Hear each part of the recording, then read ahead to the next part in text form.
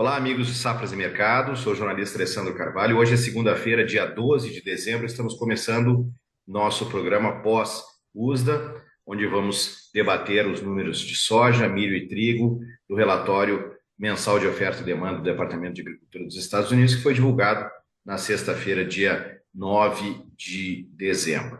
Cumprimentando já meus colegas consultores de Safras e Mercado. Elcio Bento, tudo bem? Olá, Alessandro. Olá, Luiz. Olá a todos. Vamos para mais um relatório com alguns ajustes pontuais para a produção de trigo. Bom dia, Luiz. Bom dia, Alessandro. Bom dia, Elcio. Mais um relatório do USDA. Esse não surpreendeu ninguém, trouxe praticamente nenhuma alteração importante aí, mas vamos falar um pouquinho sobre ele agora na frente. Beleza. Digo para você que ainda não se inscreveu no nosso canal no YouTube, que inscreva-se, ative as notificações. Todos os dias a gente tem materiais novos. Nessa segunda-feira a gente tem, além desse vídeo pós-USDA, o nosso Clima na Semana com o Marco Antônio dos Santos, da Rural Clima. Será disponibilizado ao longo dessa segunda-feira para vocês. Entre em safras.com.br, conheça a plataforma de safras, peço uma demonstração gratuita. Vou compartilhar a tela aqui, já para a gente começar a falar dos números da soja. Estamos aí, e como a gente pode ver, nesses números aí do relatório de dezembro em relação ao relatório de novembro, nenhuma alteração. Mas vamos lá, então, só citando, produção americana 22-23, colocada em 118,3 milhões de toneladas, estoques americanos 22-23, 5,98 milhões de toneladas, mesmo número de novembro, e abaixo da expectativa média do mercado, que era de 6,4 milhões de toneladas. Estoques globais 22, 23, colocados em 102. Esse número mudou, sim, só uma inversão ali dos números finais, 102,71 milhões de toneladas, em relação a novembro era 102,17 milhões de toneladas, ficou um pouco acima da expectativa média do mercado, que era 102,2 milhões de toneladas. A produção brasileira, mantida em 152 milhões de toneladas, e a produção da Argentina, 49,5 milhões. Luiz, tirando esses números ali dos estoques globais, que mudou um pouco, nada, né? Nenhuma mudança nesse relatório. Pois é, Alessandro, como eu falei, o relatório trouxe praticamente nenhuma alteração importante, né? Os principais números aí de estoque americano, embora o mercado esperasse por uma pequena elevação aí, a manutenção dele não chega a ser uma surpresa, né? Então, até o mercado esperava que o USDA fosse mexer um pouquinho em exportação americana, cortar um pouquinho por conta dessa questão envolvendo a Argentina e tudo mais, mas, como eu falei, a manutenção do número não muda assim, o que o mercado estava esperando, não chega a mudar o rumo de mercado, o rumo do quadro de oferta e demanda americano, até porque qualquer mudança ia ser realmente bastante pontual. Eu acho que os principais números mesmo, Alessandro, seriam os números da safra sul-americana, como a gente comentou no número na gravação pré-USDA, né? E o USDA não trouxe alteração também. É o que eu achava que ele podia trazer alguma mudança, alguma surpresa no número da Argentina, né? Que a gente está acompanhando aí, realmente o plantio está atrasado, embora ainda seja cedo para a gente falar em perdas produtivas, os mapas não estão legais para frente, então quer dizer, a safra argentina está em risco, né? Está em xeque por conta do Laninha, por conta das altas temperaturas, por conta da baixa umidade. E já era possível o USDA mexer um pouquinho, mas ele preferiu aí ser conservador, não mexer ainda, até porque, como eu falei, eu entendo ser um pouco cedo para a gente consolidar qualquer tipo de perda nesse momento, que está recém no plantio, né, tanto Brasil e Argentina. Então ele manteve os números de Brasil e Argentina aí, não trouxe alteração importante no relatório, e é um relatório considerado bastante neutro, tanto que pós a divulgação, o mercado praticamente continuou no patamar ali onde ele estava e voltou a olhar para clima na América do Sul, que é o que importa nesse momento. Joia, Luiz, vamos falar agora dos números do milho. Dando aqui a tela. Bom, safra americana 22-23, mantida em 353,8 milhões de toneladas. Estoques americanos 22-23, 31,9 milhões de toneladas, ficou houve um ajuste em relação a novembro, que era 30 milhões de toneladas, e o número também ficou acima da expectativa média do mercado, que era 31,5. Os estoques globais 22-23, indicados em 298,4 milhões de toneladas, abaixo da expectativa média do mercado, nesse caso, que era de 300,9 milhões de toneladas, e também abaixo do relatório de novembro, que era praticamente 300,8 milhões de toneladas. Mas, para a produção do Brasil e da Argentina, assim como na soja, os números foram mantidos iguais aos de novembro. 126 milhões de toneladas para o Brasil e 55 milhões de toneladas para a Argentina. Luiz, o que te pareceu esse? Um pouquinho diferente da soja, nesse caso, o milho ele teve um ajuste de estoque, né, Alessandro? Inclusive foi no viés que o mercado estava esperando, estoque americano, ou seja, um aumento de estoque americano. Mas a gente lembra aí que os números absolutamente são muito maiores, né? Então esse ajuste também é um ajuste pequeno, no caso do milho, considerado pequeno no caso do milho, mas realmente foi em linha com o mercado aí, cortando um pouquinho o consumo americano. E em contrapartida, a gente teve uma diminuição do estoque global, né, Alessandro? Então, da mesma forma, são ajustes muito pequenos, né? Os volumes de milho são muito maiores, né, em termos de volumes de soja, se a gente for comparar, principalmente nos estoques.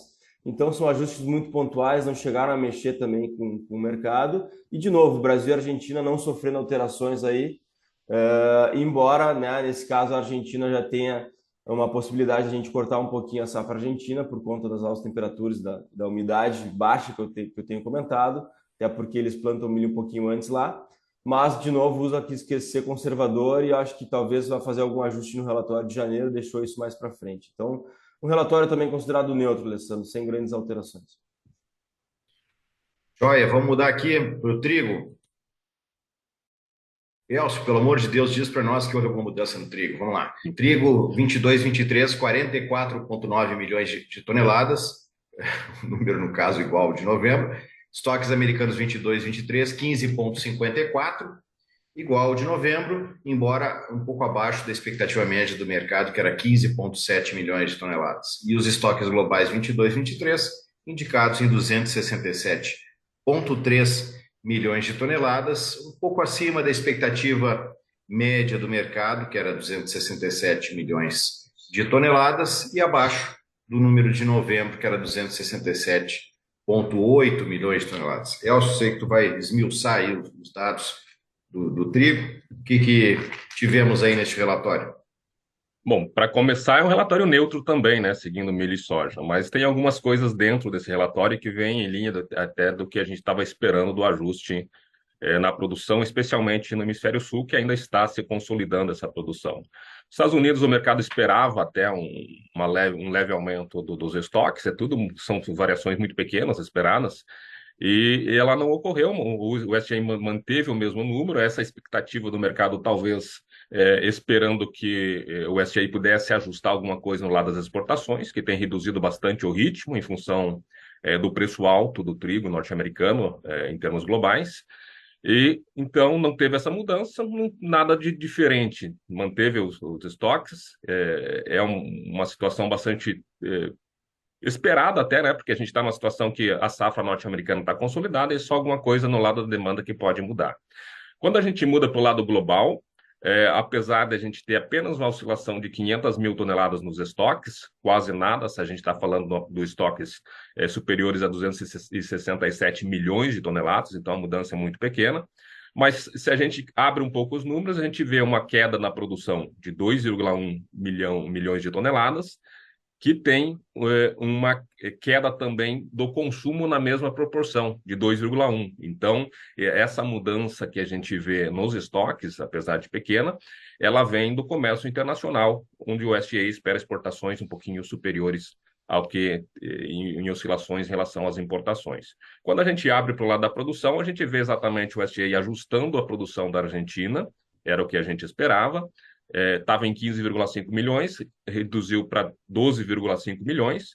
Se a gente olhar os números aqui das safras da Argentina, a gente está com 11,6 milhões de toneladas, então teria ainda cerca de 900 mil toneladas para ajustar ainda, para trazer os nossos números.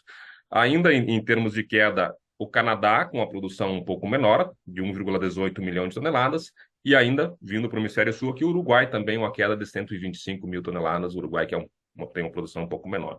Por outro lado, a gente vê o SGA também começando a ajustar a produção brasileira, elevou em 100 mil toneladas para 9,5 milhões. No caso brasileiro, se for fechar com o nosso número de safras, teria ainda que ajustar em 1,8 milhões, 1 milhão de toneladas. Então, são esses ajustes que o SGA fez. Também no Hemisfério Sul, a Austrália, uma elevação de 2,1. Então, basicamente, o SGA está ajustando a produção aqui no Hemisfério Sul. A parte do Hemisfério Norte está consolidada, sem grandes alterações na demanda. Talvez o que chama atenção é o consumo de ração continuando sendo cortado, porque o trigo continua caro. Bom, apesar desses, se a gente vê esses cortes que a gente teve, de ajustes que o SGA terá que fazer e vem fazendo no Hemisfério Sul, é um relatório neutro, sem grandes alterações, e o mercado respondeu da mesma forma, sem grandes mudanças na sexta-feira. Então, a gente vê mais um relatório neutro, com o SGA apenas ajustando aqueles números que ainda precisam ser cortados. O que a gente pode destacar do relatório é que, pelo menos no trigo, o Brasil está melhor do que a Argentina. Que tristeza. Bom, vamos lá. Vamos tirar o compartilhamento aqui e vamos dar aquela passada no mercado, aqui na Bolsa de Chicago, citando como é que está o comportamento neste momento, nessa manhã de segunda-feira.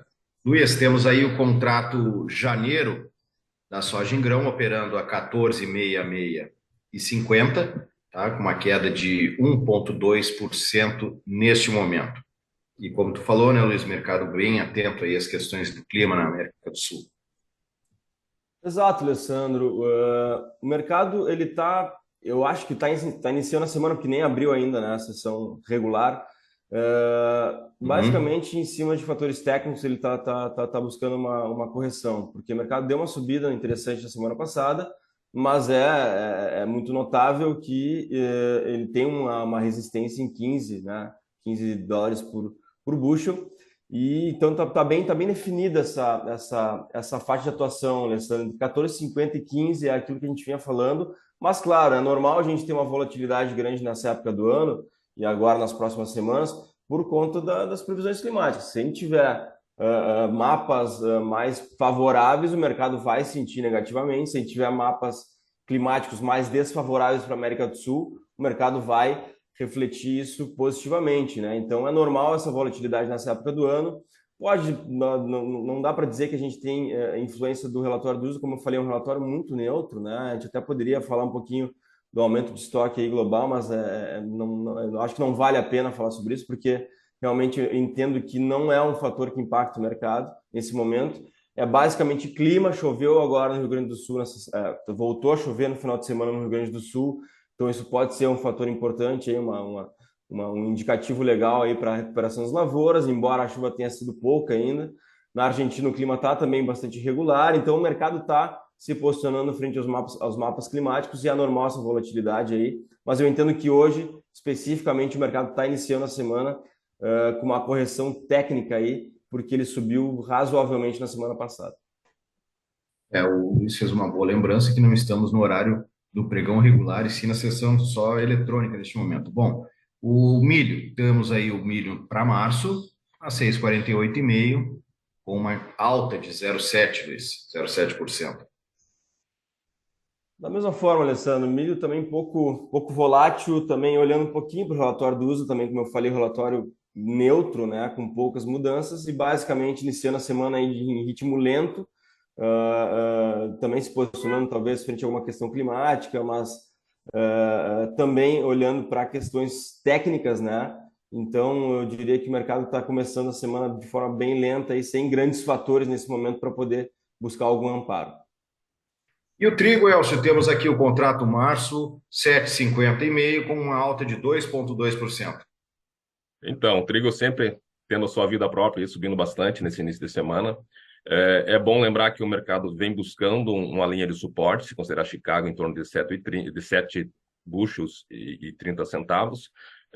Depois de semana passada despencou 3%, então é um cenário de queda, e nesse início de semana vem buscando essa sustentação com notícias vindas, mais uma vez, do Mar Negro.